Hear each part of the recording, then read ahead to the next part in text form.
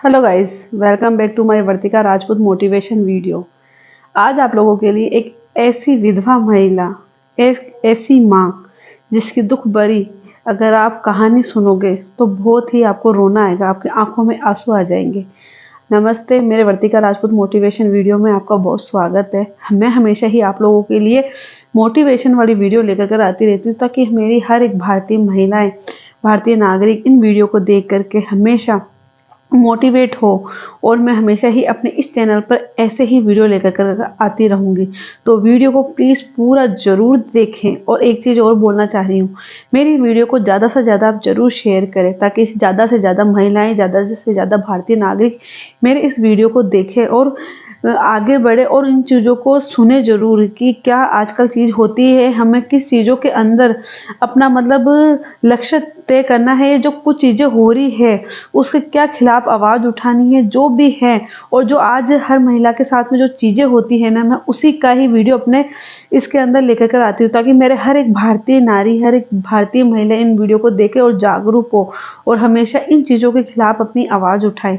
तो आप वीडियो को पूरा पूरा ज़रूर देखना। आज आप लोगों को मैं एक ऐसी महिला की कहानी बताने जा रही हूँ जो सोनम है, जिसका नाम है, सोनम से बिलोंग करती है, रहने वाली है ये जोधपुर की।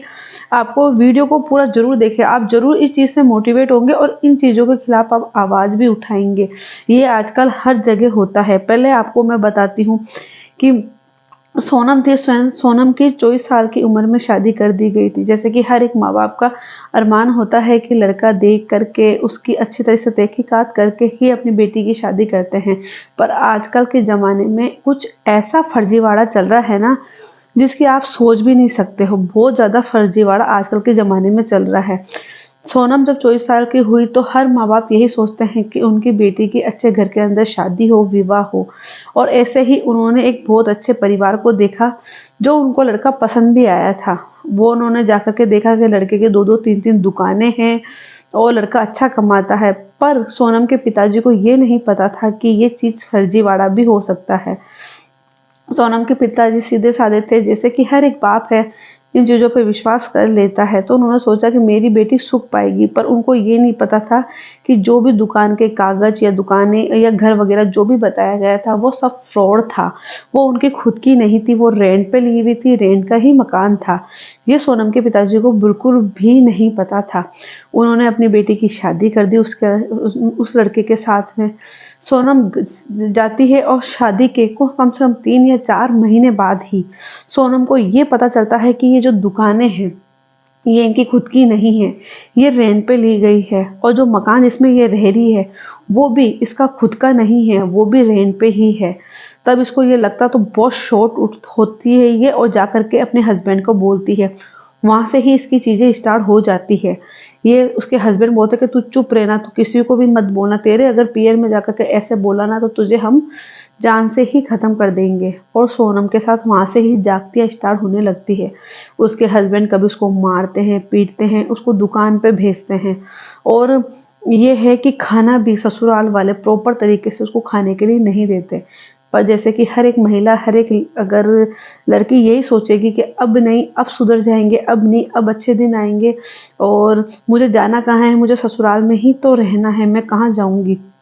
ऐसा सोचकर हर एक लड़की इस चीज़ को सहन करती जाती है और अपनी ज़िंदगी बिताती जाती है। शादी के साल भर बाद में ही सोनम होती है जो प्रेग्नेंट होती है। आपको पता है कि एक प्रेग्नेंट लेडी को खाने के लिए बहुत कुछ चाहिए होता है। उसमें सबसे ज़्यादा सपोर्ट की ज़रूरत होती है, परिवार की, ससुराल वालों की और पीहर वालों की। ख़ास तौर पे जो होती है वो हस्बैंड की होती है। हस्बैंड की सबसे ज़्यादा ज़रूरत होती है हर एक महिला को उस टाइम। और उस टाइम उसका 7वां महीना चल रहा था। जब वो खाने के लिए कुछ एक्स्ट्रा मांगती थी तो उसकी सासू बोलती थी कि सिर्फ 2 टाइम ही हमारे यहाँ पे खाना बनता है, इससे ज़्यादा तुम खाना नहीं खा सकती। तो उसको बहुत भूख लगती थी, तब वो अपने हस्बैंड से जोर जबरदस्ती उस टाइम 10 रुपये 15 रुपये अपने हस्बैंड से ले लेती थी कि बिस्किट वगैरह खाने से। फिर भी वो कुछ बिस्किट बचा के रखती थी कि कभी उसके हस्बैंड अगर शाम को आ जाए तो उसको नाश्ते में दे दे। पर जो उसके हस्बैंड शाम को आते थे ना तो उसके बारे में कुछ पूछते थे ना तो बात, और बल्कि वो कुछ कहती थी तो उसको इधर धक्का दे देते, उधर धक्का दे देते। इस तरीके से उसकी ज़िंदगी चल रही थी। वो सोच रही थी मेरे दिन तो ऐसे ही कट जाएँगे, फिर भी वो चीज़ें सहन कर रही थी। आप जानते हैं कि एक प्रेग्नेंट लेडी के लिए कितनी बड़ी बात होती है ये चीज़ें सहन करना। फिर भी सोनम धीरे-धीरे इन चीज़ों को सहन कर रही थी। जैसे ही सोनम को 8वां महीना लगता है तो उसको ये नहीं पता है कि उसकी तबीयत ख़राब हो जाती है और वो हॉस्पिटल में जाके भर्ती हो जाती है। तब डॉक्टर बोलता है कि बहुत ही सीरियस मैटर है और 8वें 7वें महीने में सोनम पीरियड चली गई थी और तब उसके जो माँ-बाप थे वो उसको बहुत खिलाते थे, पिलाते थे, पर वो इतने दिन तक उसने कुछ खाया पिया नहीं तो शरीर में बहुत ज़्यादा कमज़ोर हो चुकी थी। तब हॉस्पिटल में भर्ती कराया जाता तब डॉक्टर बोलते हैं कि मुझे इसमें से माँ या बच्चे में से एक को बचाया जाएगा। पर जो इसके पिताजी होते हैं सोनम के माँ-बाप वो बोलते हैं हमारे लिए तो दोनों ही बहुत प्यारे हैं, आप प्लीज़ दोनों को ही बचाएँ। वहाँ जब सोनम के हस्बैंड आते हैं तो बोलते हैं कि नहीं तुम तो सिर्फ बच्चे को बचाओ। ये देख कर के सोनम के दिमाग खराब हो जाता है। बल्कि वहाँ पर हर एक हस्बैंड को इस तरीके से बोलना चाहिए कि नहीं सबसे पहले मुझे अपनी पत्नी को बचाइए। वो है तो सब कुछ है फिर हो जाएगा बच्चा। ऐसा बोलना चाहिए पर जो सोनम का हस्बैंड था वो बहुत ही बेरहम करके इंसान था। जब सोनम उस दिन लास्ट बार मतलब ससुराल गई थी और जो सोनम थी उसको मतलब ससुराल में आने के लिए उसके हस्बैंड ने बिल्कुल मना कर दिया था कि आज के बाद में तू यहाँ नहीं आएगी। तो फिर जो सोनम थी भगवान कि वो थी डॉक्टर ने कहा था कि हम सब लोग भगवान के ऊपर छोड़ते हैं। मैं पूरी कोशिश करूँगी अपना 100% देने का कि माँ और बच्चे मैं दोनों को बचा सकूँ, दोनों को कुछ भी ना हो।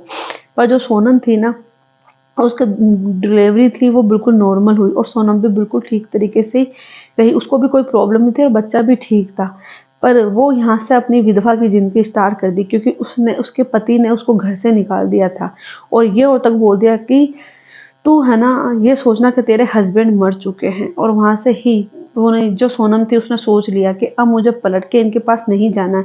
जब मेरे इतना सुंदर बच्चा हुआ है बेटा हुआ फिर भी इनको वो शर्म नहीं आ रही है और ये मुझे घर से निकाल रहे हैं। तो वहाँ से जो थी उस दिन सोनम ने बोल दिया आज से मैं विधवा की ही जिंदगी पूरी जीऊंगी और अपने बच्चे को बहुत अच्छी तरीके से पालन पोषण करूंगी। तो वहाँ से सोनम चली जाती है और बहुत अच्छी स्कूल होती है वहाँ उसको जॉब मिल जाती है और बोर्डिंग स्कूल ही होती है वहाँ जॉब भी मिल जाती है और वो अपने बच्चे को वहीं मतलब पढ़ाने के लिए भी वो कर देती है। सोनम का जो बच्चा था वो बहुत ही सुंदर था वहाँ तक कि मेले में सब उसको बहुत प्यार करती थी। सोनम का जो बच्चा था वो गोलू मोलू था। सोनम का जो धीरे धीरे बच्चा बड़ा होने लगा जब वो बच्चा धीरे धीरे ही पढ़ाई को इतना कैच करने लगा कि वो छोटा सा था तो भी इंग्लिश में बातें करता था। सोनम ने सोचा कि मैं अपनी पूरी जो मेहनत है अपने बच्चे के ऊपर ही लगाऊंगी और माँ बेटे उस बोर्डिंग स्कूल में रह कर के दोनों रहते हैं। और जब सोनम का बेटा 5 साल का होता है तो मतलब वो स्कूल के अंदर सबसे ज़्यादा जो होता है वो उसके लड़के दोस्त कम होते हैं लड़कियां ज़्यादा होती है। तो हाँ बच्चे उसको चिढ़ाते रहते थे कि तू तो क्या लड़कियों के साथ में रहता है। पर उसके बेटे को कोई फर्क नहीं पड़ता था उससे। धीरे धीरे वो 7th में आया 8th में आया और 9th क्लास में आया। सोनम और सोनम के बच्चे के बहुत अच्छे दिन चल रहे थे। रेंट पे उन्होंने मकान लेकर के भी रहने लग गए थे क्योंकि अब सोनम थी जो किराए से मकान लेकर के रहने लगी थी। पर ये नहीं पता था कि सोनम के भाग्य में और कुछ इतना दर्दनाक क्योंकि पति की तो वो चीज़ें सहन कर पाई पर अपने बच्चे की किस तरीके से करेगी वो उसको पता नहीं था। ये होता है कि सोनम का जो बेटा होता है उसका देवांश नाम होता है वो देवांश लड़कियों के पास ज़्यादा बैठता है। मतलब होता है ना कि हर किसी को रुचि अलग अलग होती है। तो वहाँ के जो लड़के थे उसको उसी तरीके से चिढ़ाने लग गए कि तू तो लड़कियों के साथ में ज़्यादा बैठता है उन्हीं की तरह जैसे बातें करता है तो तू गे है तू तो हिजड़ा है तू तो लड़का ही नहीं है। ऐसे करके उसको टॉर्चर किया जाता था मेंटली। पर देवांश जो था वो इस चीज़ पर ध्यान नहीं देता था। वो सोचता था कि बोलने दो 100 मुंह होते हैं। इस तरीके से वो 1-2 बार अपनी मम्मी को जाके बोला मम्मी मैं हाथों पे नेल पेंट लगा लूँ मम्मी मैं ये पहन लूँ तो उसकी मम्मी ने कुछ नहीं कहा। उसने बोला मेरे बेटे के जो शौक है वो पूरे होंगे कोई बात नहीं। जब वो स्कूल में जाता तो कभी लड़के उसको कभी कहाँ हाथ लगाते कभी कहाँ हाथ लगाते। 7-8 लड़के ऐसे थे जो बहुत ही गंदे थे स्कूल के अंदर। पर देवांश ने कभी भी अपने जाकर के मैडमों को सर को इनको एक ऐसी चीज़ें बताई नहीं। देवांश ने सबसे पहले बड़ी गलती करी। बच्चा स्कूल में जाता है कोई भी अपराध कोई भी जुर्म होता है तो उसको अपनी माँ को और वहाँ की टीचर को ज़रूर बोलना चाहिए ताकि कभी कोई हादसा होना वो बढ़े नहीं आगे नहीं बढ़े। पर देवांश ने चुप्पी रखी। एक दिन रो कर के घर पे जाके बोलता है कि मुझे वहाँ के लड़के इस तरीके से बोलते हैं, वहाँ के जाकर के टीचर से जाकर के शिकायत करती है कि आप मेरे बच्चों को इस तरीके से क्या बोलते हैं यहाँ के बच्चे। तो टीचर अपनी रेपुटेशन को वो करने के लिए बोल देती कुछ नहीं होता रहता है बच्चों में, यूं यूं इस बात को ढक दिया जाता है। एक दिन का टाइम था जब देवांश 9th क्लास का एग्जाम देने जा रहा था, तो उसको बाथरूम में वहां से 9 लड़के उसको बाथरूम में बंद करके उसके साथ में उसके हाथ बंद कर दिए, उसके मतलब कपड़े वगैरह जो है वो सब खोल के उसके साथ जो भी मतलब खराब चीज करनी थी वो कर कुरा करके वहां से चले जाते हैं। उस दिन देवांश डिप्रेशन का शिकार हो जाता है, पर फिर भी आके घर पे कुछ नहीं बोलता है वो, और उसको डिप्रेशन थॉट आने लग जाते हैं। इस तरीके से फिर भी वो सहन करता रहा, उसने वहाँ पे कुछ नहीं बोला। तब उसकी मम्मी के पास एक ही रूम था, दोनों की ऑनलाइन से क्लासेस चलती थी, वो ऑनलाइन से बच्चों को पढ़ाती थी और वो ऑनलाइन से पढ़ता था। तब उसके पासवर्ड सब कुछ उसकी मम्मी को पता थे। जैसे ही टीचर कुछ ऐसा सब्जेक्ट पढ़ाने लगी तो देवांश के हाथ पैर फूलने लगे। उसकी माँ ने उसकी तरफ देखा और फिर बोला तुझे क्या हुआ है। तब देवांश बोलता है, जोर जोर से रोने लगता। तब पहली बार उसको उसकी मम्मी को पता चलता कि मेरा बेटा डिप्रेशन का शिकार हो चुका है, और वहां से ही डिप्रेशन की उसकी दवाएं चलने लगती है। एंजाइटी की, डिप्रेशन की इनकी दवाएं चलने लगती है।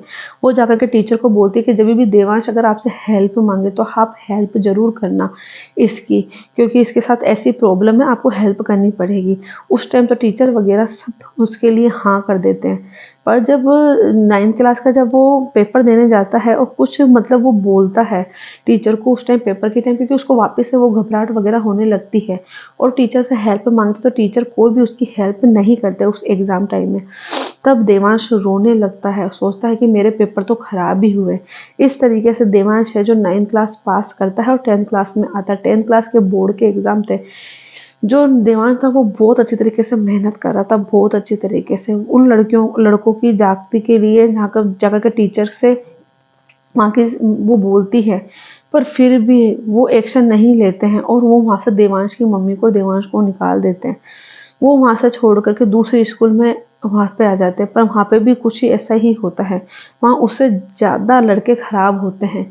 जब वो देवांश को ऐसे देखते हैं तो बोलते हैं तू तो हिंजड़ा है, तू तो गे है, तू तो आदमी नहीं है, तू तेरे कपड़े खोल के मुझे बता कि तू लड़का है ये क्या है।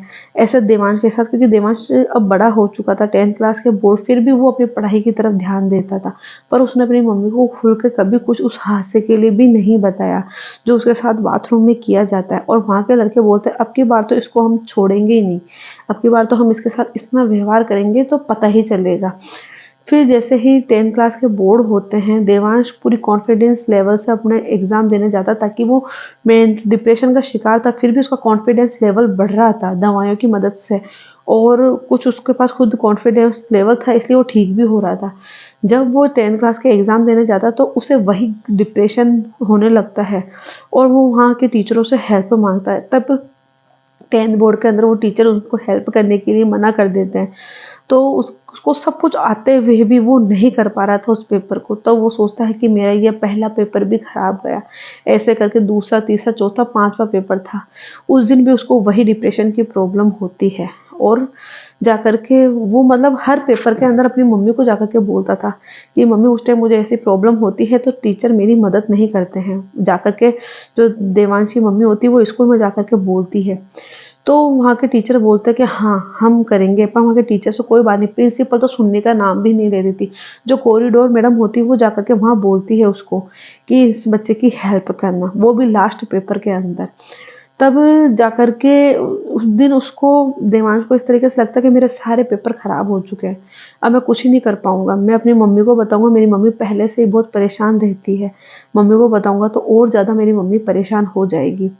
देवेंद्र जब लास्ट वाला पेपर देने जाता है तो वो बोलता है कि मेरे सारे पेपर तो खराब हो ही गए, ये एक देख करके मैं क्या करूँगा। और वो उस टाइम इस डिप्रेशन का इतना शिकार हो जाता है कि उस दिन वो सुसाइड नोट अपनी मम्मी के पास लिख करके चल जाता है। वो सारी व्याख्या बताता कि मेरे साथ यूं यूं ऐसे ऐसे कुछ हुआ, और वो जाकर के 4 मंजिल से नीचे गिर जाता है, वहीं उसकी डेथ हो जाती है।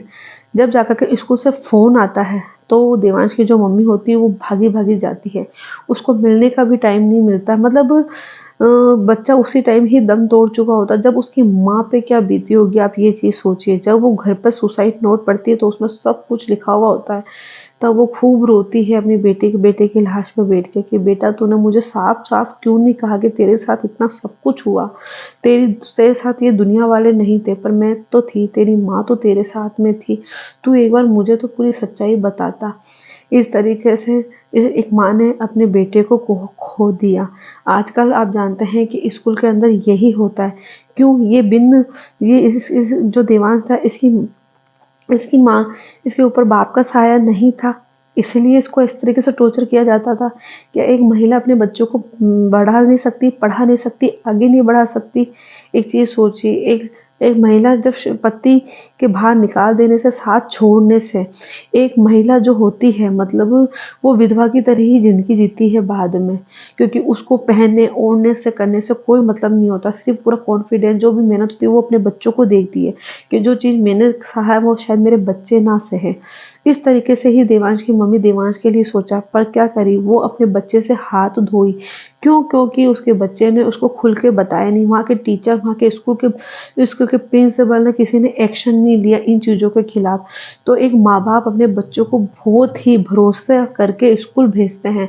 अगर टीचर इस तरीके से ध्यान नहीं रखती है तो सोचिए कि हर एक माँ अपने बच्चों को भेजने से डरेगी। और पहली बात, बच्चों को कोई भी बात हो, अपनी माँ और बाप को दोनों को पूरी बात बतानी चाहिए, कभी भी छिपानी नहीं चाहिए। ऐसा नहीं हो कि कोई बात अगर छिपाए और कल जो देवांश ने किया वो एक कोई दूसरा और भी बच्चा करे। इसी तरीके से जो देवांश की मम्मी थी, इसने उस दिन से ही ठान लिया कि जो मेरे साथ हुआ है वो मैं किसी के साथ नहीं होने दूंगी। और वो वहां जाकर के उन लड़कों के खिलाफ, जो 9 लड़के थे उनके खिलाफ एफआईआर दर्ज करती है। और वहां से उसको स्कूल से भी निकाल दिया जाता है, फिर भी वो करती है। और वो सुसाइड जो नोट में सब कुछ था वो जाकर के उनको बताती है कि ये चीजें ऐसे ऐसे हुई है। और उनको बच्चों के खिलाफ उस टाइम एक्शन लिया जाता है, और उन टीचरों के भी खिलाफ। पर अगर टीचर उसी टाइम समझ जाती और अपने बच्चों के और उसी टाइम ही एक्शन ले लेते तो शायद देवांश भी जिंदा रहता और ऐसा कुछ उनके साथ होता नहीं जो हुआ है। ये एक बहुत बड़ी चीज है। तो हर टीचर की जिम्मेदारी है कि जब बच्चे, अपनी माँ बाप अपने बच्चों को बहुत ही उससे विश्वास से भेजते हैं तो हर एक चीज का ध्यान रखना चाहिए। और माँ बाप की भी सबसे बड़ी जिम्मेदारी है कि अपनी हर एक बच्चे की एक्टिविटी पे ध्यान दे कि वो क्या है क्या नहीं है। आजकल आप जानते हैं कि पढ़ाई का भी बहुत ज़्यादा डिप्रेशन होता है, या स्कूल में कुछ ऐसी बातें होती है जो बच्चे घर पे जाके बिल्कुल भी नहीं बताते, तो वो भी कितनी बड़ी चीज़ होती है। तो माँ बाप को भी इन चीज़ों को ध्यान रखना चाहिए। पर जो इस महिला ने इतना सब कुछ सहा, आप सोचिए, एक जब खाली महिला रह जाती है तो उसकी आवाज़ सुनने के लिए कोई भी आगे नहीं आता है। वो कैसे करके भी अपने बच्चों को पढ़ाती है, लिखाती है, और एंड में जाकर के उसका बच्चा ही अगर ज़िंदगी से चला जाए तो सोचिए उस माँ के ऊपर क्या बीतती है। ना तो उसका पति ही रहा उसके साथ और ना ही उसका बच्चा रहा। ये सोचिए कि जब इतना बड़ा बच्चा अगर माँ खो देती है तो उसके दिल पे क्या बीतती है। तो आजकल के स्कूलों में ये चीज़ें होती है, कई जगह होती है, पर हम सब लोगों को इसके खिलाफ आवाज़ भी उठानी चाहिए और अपने बच्चों का पूरा ध्यान रखना चाहिए कि हमारे बच्चे क्या है, उनकी मतलब माता-पिता दोस्त बन कर के चलना चाहिए, ताकि वो हर एक बात अपने माता-पिता से शेयर करें। और जो देवांश के साथ हुआ, ना ही वो किसी और बच्चे के साथ हो। और इस महिला ने आगे जाकर के ऐसे कई संस्थाओं से जुड़ी कि आगे जाकर के उसने कई ऐसे मतलब संस्था से जुड़ के इन चीज़ों के खिलाफ उन्होंने आवाज़ उठाया कि मेरे बच्चे के साथ जो हुआ है मैं और किसी बच्चों के साथ नहीं होने दूंगी, और ना ही किसी माँ से अपना बच्चा खोए। ऐसे वो कई संस्थाओं से जुड़ी और जाकर के स्कूलों में उन्होंने, पूरी स्कूलों में जो जो थी उनसे बातें करी कि इस तरीके से मतलब ध्यान रखा जाए, किसी बच्चे के साथ कुछ ऐसा तो नहीं हो जाए। और एक चीज़ बताइए, जब कोई बच्चा होता है उसको किस चीज़ में रुचि होती है, या वो गे हो या ना हो, तो इन चीज़ों का भी ध्यान रखना चाहिए। समाज में उनको बहुत गलत तरीके से बोला जाता है, वो ये इस तरीके से बोलता है, ये इसके साथ रहता है। ज़रूरी नहीं है कि लड़का है तो लड़कों के साथ ही रहेगा, दोस्ती तो लड़कियों के साथ में भी होती है। ज़रूरी थोड़ी कि हर रिश्ता खराब ही हो, ऐसा कुछ ही नहीं होता है। तो मैं आप लोगों को बस यही अपने वीडियो के अंदर बताना चाह रही थी। प्लीज़ अपने बच्चों के दोस्त बन के चले, उनकी हर एक गतिविधि एक्टिविटी का ध्यान रखें और किसी भी महिला को इतना जुर्म सहने की ज़रूरत नहीं है। वो इतनी आत्मनिर्भर बन सकती है कि वो अपने पति से अलग रह के भी अपना खर्चा पानी उठा सकती है।